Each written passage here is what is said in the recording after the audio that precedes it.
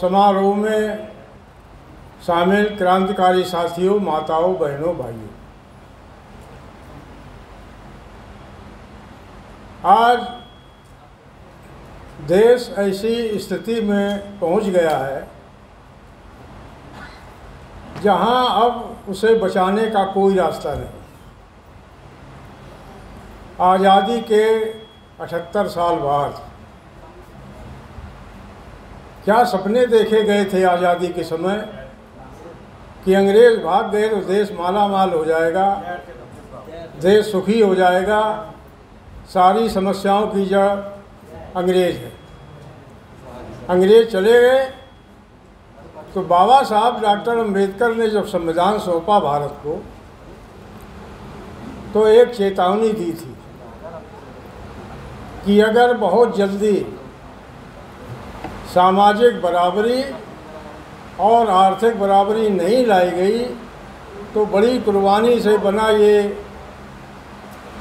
आज़ादी का मंदिर चकनाचूर हो जाएगा। अब राजनीतिक दलों ने और नेताओं ने बड़ी डींगें हाँकी। किसी ने कहा हम गांधीवाद ला के देश ठीक कर देंगे, किसी ने कहा हम समाजवाद ला के देश को ठीक कर देंगे, किसी ने कहा हम साम्यवाद ला को ठीक कर देंगे, किसी ने कहा हम फलाने महापुरुष के सपने को साकार करके भारत को ठीक कर देंगे। लेकिन 78 साल बाद सबको सत्ता मिली, कहीं जिले प्रदेश में तो कहीं देश में, लेकिन भारत का पतन रुका नहीं। आज हालात देख रहे हो आप। भारत जब आज़ाद हुआ था तो एक पैसा विदेशी कर्जा भारत पर नहीं था। 18 करोड़ रुपया इंग्लैंड पर लेनदारी थी। आज 2,04,000 करोड़ रुपया विदेशी कर्जा है। देशी की तो आप बात ही छोड़ दीजिए। बेरोजगारी इतनी है कि किसी को कोई काम ही नहीं। किसान जो पेट भरता है पूरे देश का अनाज पैदा करके आत्महत्याएं कर रहा है। भ्रष्टाचार चरम पर है, सांप्रदायिकता चरम पर है और परिणाम ये हुआ है कि देश की 90% संपदा 10% के हाथ में पहुंच गई और 10% संपदा में 90% जिंदा है। तो हुआ क्या है? 7 अगस्त 1972 को जब सोशलिस्ट समाज दल का गठन हुआ तो महामना रामस्वरूप वर्मा और अमर शहीद जगदेव प्रसाद ने बाबा साहब की उस चेतावनी को ध्यान में रखकर ये चिंतन किया और ये पाया कि देश की समस्याओं का समाधान करना और राष्ट्र निर्माण करना ये राजनीतिक दल का काम होता है। लेकिन भारत में जितने राजनीतिक दल हैं सब सिद्धांतविहीन हैं। तो सिद्धांत परक राजनीति की ज़रूरत है, तभी पतन रुक सकता है। और सोशलिस्ट समाज दल का सिद्धांत लिखा और उसमें जितनी नीतियां और कार्यक्रम हैं वो एक नई तरह के। पूरे भारत में एक भी राजनीतिक दल निरादर को समस्या नहीं मानता। सोशलिस्ट समाज दल का कहना है कि देश की सबसे बड़ी समस्या निरादर है, क्योंकि निरादर के साथ अर्थ नत्थी है और काबिलियत नत्थी है। जैसे बिना उत्पादन और बिना श्रम के कोई उत्पादन और निर्माण नहीं हो सकता। अब जो जितना ज़्यादा शारीरिक श्रम करता है वो उतना नीच है और जो जितना हराम की खाता है वो उतना ऊंच है। जो जितना मेहनत करता है वो उतना गरीब है और जो जितना हराम की खाता है उतना अमीर। ये जब तक क्रम नहीं टूटेगा और उसको तोड़ने के लिए सोशलिस्ट समाज दल ने घोषणा की कि वर्ण संघर्ष और वर्ग संघर्ष के बिना समतापरक समाज की स्थापना नहीं हो सकती। और उन्होंने ऐसा अनोखा सिद्धांत लिखा कि 5 साल के अंदर जिस दिन से वो लागू हो जाएगा, निरादर और गरीबी का नामो निशान नहीं रहेगा। आप उसकी शिक्षा नीति देख लीजिए। अब तो समय बहुत कम है, सब साथियों ने ले लिया, हमारा तो 0 पॉइंट पर हम माइनस बजा रहे हैं, लेकिन मुख्य बात हम बताना चाहते हैं कि जब सोशल समाज दल ने यह सिद्धांत लिखा और देश की जनता का आह्वान किया तो बड़ा अच्छा लगा लोगों को, और गोलबंदी शुरू हो गई। 10 एक जगह इकट्ठा होने लगा और 90% एक जगह इकट्ठे होने लगा, तो पूंजीपतियों की, सवर्णों की रूह कांप गई कि अरे ये तो इतना आसान काम है कि बाबा साहब ने ऐसा संविधान लिखा है कि 50% क्या 40% भी इकट्ठे हो गई तो 90% का दावा कर रहे हैं, तो हमारे पास से सत्ता भी चली जाएगी और ये संपत्ति भी चली जाएगी। तो उन्होंने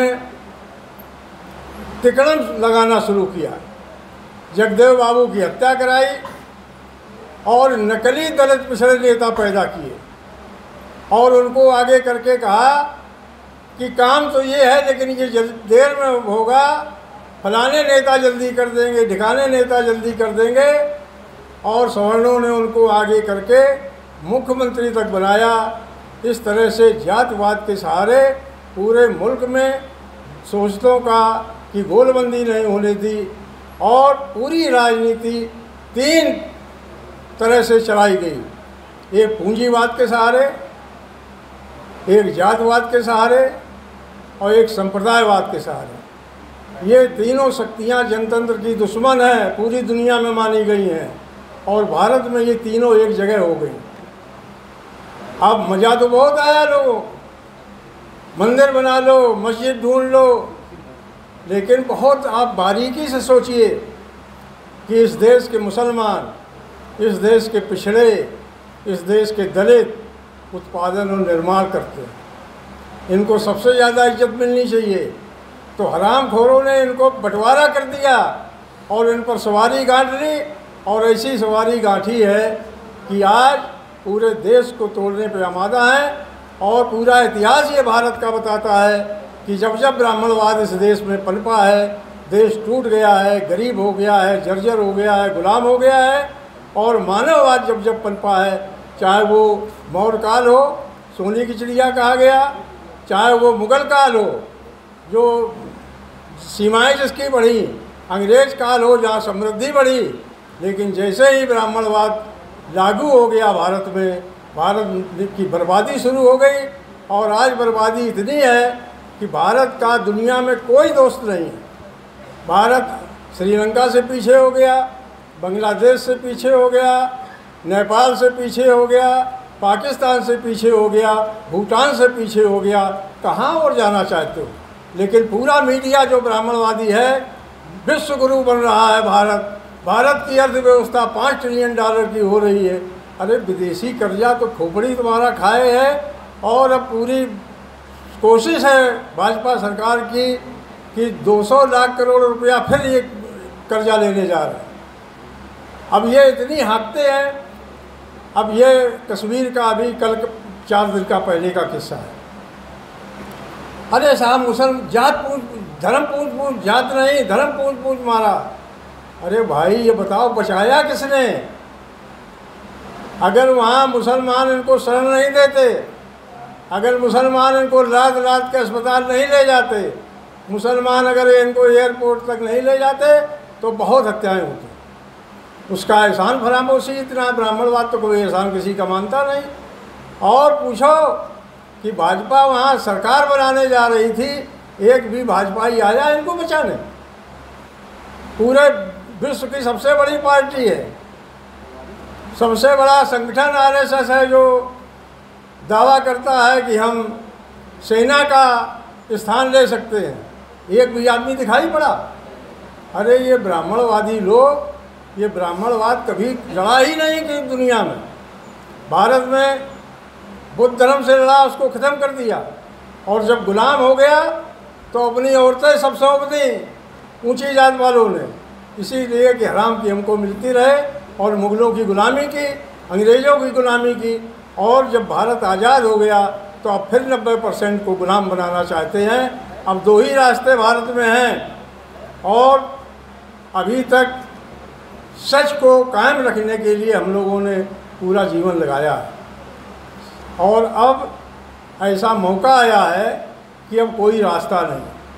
अब भारत का कोई नेता ये दावा नहीं कर सकता कि देश का नेता कैसा हो, और अब भारत में कोई ये दल दावा नहीं कर सकता कि वो एक भी समस्या का समाधान कर सकता है। और विडंबना देखिए, यही पिछड़े नेता कहते थे कि कांग्रेस और भाजपा, कांग्रेस को हटाने के लिए भाजपा का साथ दीजिए, और अब कहते हैं कि भाजपा को हटाने के लिए कांग्रेस का साथ दीजिए। जगदेव बाबू ने कहा था कि कांग्रेस और भाजपा एक ही सिक्के के दो पहलू हैं, एक नंगा ब्राह्मणवादी है, एक पैरंगा ब्राह्मणवादी है। भाजपा नंगा ब्राह्मणवादी है, कांग्रेस पैरंगा ब्राह्मणवादी थी। जितना दो देश को बर्बाद करने में जितनी नीतियां लागू की गई कांग्रेस ने की, और इन्हीं नीतियों को आगे बढ़ा रहा है ये भाजपा। और ये जितने पिछड़े और दलित नेता हैं, ये इन्हीं दोनों की गुलामी में लगे हैं। तो इतना बढ़िया अवसर आया है, और देखो लफाजी मारने से कुछ नहीं होता है। रोज़ दमन हो रहा है पिछड़ों का, रोज़ दमन हो रहा है दलितों का, और सबकी जाति सेनाएं। ये लगता है कि जैसे ये कोई नया देश बना सकते हैं। जूते खा रहे हैं और सेना बनाए। तो ये लफाजी अब बंद होनी चाहिए। बहस इस पर होनी चाहिए कि देश का निरादर और गरीबी कैसे ख़त्म की जाए, और उसको ख़त्म करने के लिए सोशलिस्ट समाज दल की एक एक धारा को आप पढ़िए। अगर आप इंसानी बस्ती बसा देंगे तो देश से निरादर ख़त्म हो जाएगा, वन जो है वो पर्यावरण ठीक हो जाएगा, फलदार पेड़ लग जाएंगे, और हर भूमिहीन एक फैक्ट्री का मालिक होगा। ऐसी फैक्ट्री, ऐसी उद्योग नीति होगी कि बीच जिन चीज़ों से छोटे पैमाने पर जिनका उत्पादन संभव है उनके बड़े कारखाने बंद कर दिए जाएंगे। 20 हॉर्स पावर तक के कारखाने छोटे गांव-गांव लगेंगे, और जो 20 हॉर्स पावर से ऊपर का कारखाना होगा उसका समाजीकरण किया जाएगा, जिसके 3 हिस्से होंगे, एक सरकार, एक उपभोक्ता और एक श्रमिक। ये तीनों लाभ हानि के जिम्मेदार होंगे। फ़ायदा होगा तीनों बटेगा, घाटा होगा तीनों उठाएंगे।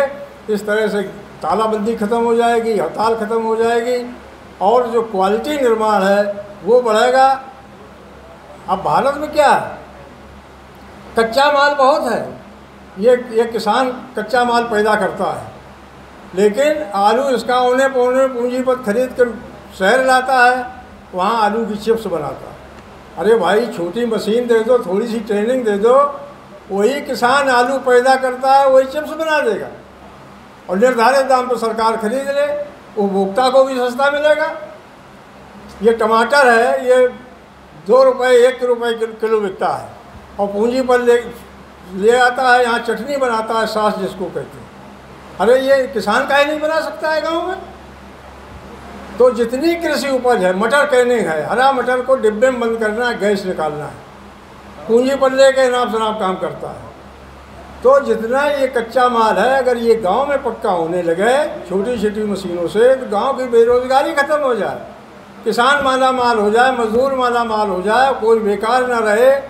और सोशलिस्ट समाज दल की नीति है कि अगर स्वस्थ आदमी है और 60 साल से और 14 साल के बीच का है, उसको 8 घंटे नियमित रूप से काम करना पड़ेगा।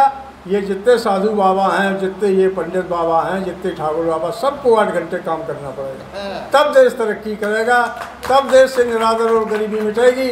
हमारा दावा है कि सोशलिस्ट समाज दल जिस दिन से सरकार में आएगा उसको कुछ सोचना नहीं है, लेकिन उसके लिए बुद्धिमान लोग जो सोशलिस्ट समाज दल की नीतियों को जानते हों, आज से जानना शुरू करें कि जब सरकार बने तो शिक्षा नीति न बने। शिक्षा नीति बनी है, उसको पढ़ लीजिए, लागू करना है। कृषि नीति लागू करना है, इंसानी बस्ती लागू करना है, उद्योग नीति लागू करना है, लेकिन इसके ओतप्रोत कार्यकर्ता चाहिए। हमने विनोद जी से और नवल किशोर जी से कहा था कि 3 महीने के अंदर हमको 40 आदमी आप दे दो बिहार में, तो हम इस चुनाव में सरकार बना सकते हैं। बोले कैसे? हमने कहा 40 ज़िले हैं, 40 ज़िले दे दो और उन 40 आदमियों को 40 आदमी अगर एक एक ज़िले में वो तैयार कर देंगे तो प्रखंड स्तर तक संगठन मजबूत हो जाएगा। वो ऐसा संगठन होगा, सोशलिस्ट समाज दल 1-1 किलो साल में गेहूँ मांगेगा किसान से, धान मांगेगा, उससे जो आमदनी होगी। और जब गांव-गांव संगठन खड़ा होगा तो हमें कहीं प्रचार करने की ज़रूरत नहीं, सड़क पर हो हल्ला मचाने की ज़रूरत नहीं है। हमारे हर गांव में टीम होगी, वो नीतियां बताएगी। नीतियां उससे जब प्रभावित हमारे दलित तो पिछड़े हो जाएंगे, उनमें समता का व्यवहार और आचरण होगा तो एकता कायम हो जाएगी। सोशलिस्ट समाज दल के कैंडिडेट को अपने आप वोट करेंगे और जिस दिन वो बिना पैसे के वोट करेंगे, और पैसा तो लगता नहीं है वोट डालने में, तो ये अनाप शनाप पैसा काहे खर्च किया जाए, तो पूंजीपतियों से आज़ादी मिलेगी। सोशलिस्ट समाज दल ये चाहता है कि सोशलिस्ट समाज दल का मालिक निरादरित और दलित जनता बने, और वो उसमें नियम है कि सोशलिस्ट समाज दल का राष्ट्रीय अध्यक्ष भी अपना टिकट नहीं ले सकता है। जिस विधानसभा लोकसभा से उसे लड़ना है, वहाँ के कार्यकर्ता बैठ करके जब तय कर देंगे कि हमारा कैंडिडेट है, तब वो पार्टी कैंडिडेट होगा।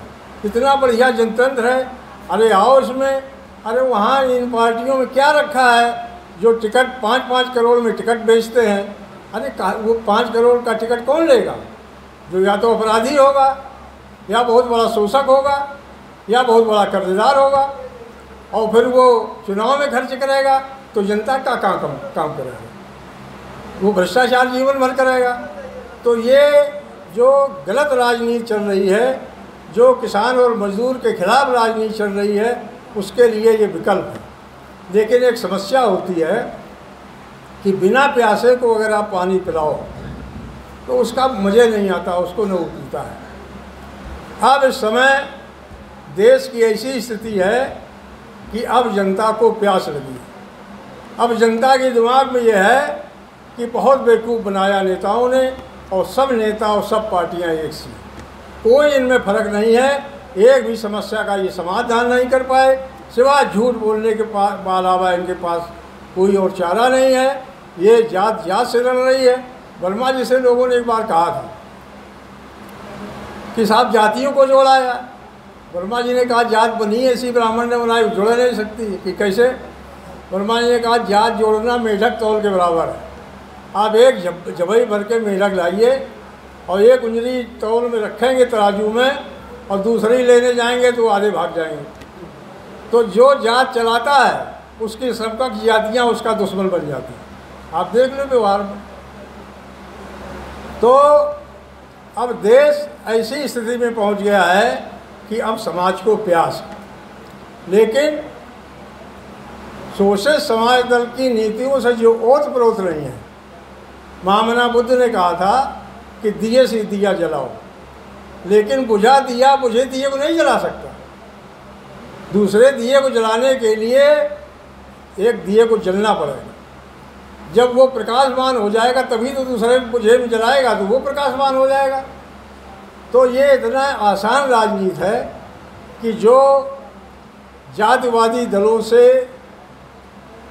किनारे हो गए हैं, क्योंकि वो तो 5 करोड़ रुपया दे नहीं पाएंगे नेता को, तो वो सब निराश न हो, सोशलिस्ट समाज दल में आवें। सोशलिस्ट समाज दल का उनका स्वागत करेगा। संगठन बनाओ, जनता में नीतियों को फैलाओ, और जितने मतदाता एक विधानसभा क्षेत्र में हैं उसका 1% मेंबर अगर बना दोगे तो संगठन आपका तैयार हो जाएगा। समय अभी बहुत है और ये काम करना मुश्किल नहीं है। संगठन के बिना विचार नहीं फैलता है, और विचार के बिना आवाज़ नहीं बनती है, धारा नहीं बनती। तो एक काम आज की रैली से हुआ है कि जब पानी बहुत दिनों एक जगह इकट्ठा हो जाता है, बहाव नहीं होता है, तो उसमें गंदगी पैदा होती है। आज से सोशलिस्ट समाज दल के जो स्टोर है पानी का उसमें बहाव शुरू हो जाएगा और ये बहाव उसको निर्मल बनाएगा, स्वच्छ बनाएगा। और ये निर्मल और स्वच्छ प्यासे समाज में जब जाएगा तो पूरा समाज 90% उठ खड़ा होगा, शोषित समाज दल को अपनाएगा, फिर निरादर और गरीबी के अंत का प्रारंभ हो जाएगा। इसलिए आप सबकी बहुत बड़ी जिम्मेदारी है, अवसर अच्छा है और समय भी बहुत है। इसलिए साथियों, इस रैली को सफल बनाने का मतलब ये है कि कल 40 आदमी सक्रिय हो जाएं और 1 महीने में वो 40 और तैयार कर दें। फिर इसके बाद आप देखिए शोषित क्रांति की धारा बहेगी, जगदेव बाबू का सपना पूरा होगा, बाबा साहब अम्बेडकर का सपना पूरा होगा और जो ये महामना रामस्वरूप वर्मा का सपना पूरा होगा और जो ये संविधान पर संकट आया है ये संकट खत्म हो जाएगा। जो सांप्रदायिकता का, जातिवाद का, पूंजीवाद का जो विष है ये खत्म हो जाएगा। फिर पूंजी का बहाव आम जनता की ओर जाएगा, निरादर और गरीबी का नाश हो जाएगा। इन शब्दों के साथ आपका हम बहुत बहुत आभार प्रकट करते हुए और सब साथियों से हम आग्रह करेंगे कि रैली की सफलता का मतलब ये है कि शोषित समाज दल बिहार की विधानसभा में बड़ी संख्या में विधायक प्रतिनिधि भेजे ताकि ये क्रांति पूरे भारत में फैले और निरादर और गरीबी की लड़ाई का शंखनाद हो। जय शोषित, जय। साथियों, नेशनल जनमंच को सब्सक्राइब करें, साथ ही बेल आइकन की घंटी को बजाएं।